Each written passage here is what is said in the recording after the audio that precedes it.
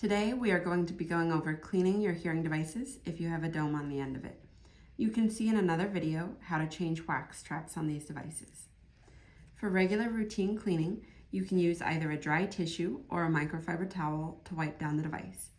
You can wipe down the piece that sits behind your ear, that receiver wire, the retention line, and some devices may not have a retention line, but it's really important to focus on getting that dome clean. The dome is the piece that sits in your ear canal. You can squeeze the end of it as you're brushing it off to make sure you've really got that clean. We recommend using audio wipes as an additional way to clean your hearing devices.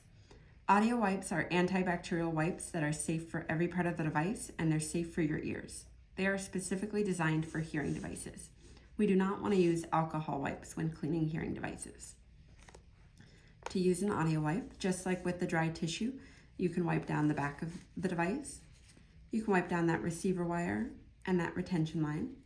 And again, it's really important to focus on getting the dome clean. You may notice on the back of the device here that there are a couple of holes. Those are the microphone ports. To make sure that those stay clean, we may have provided you with a brush. You want to make sure when using a brush on your device that the brush is dry.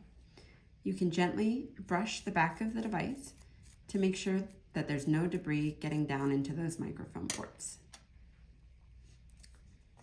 And that is regular routine cleaning for hearing devices with domes.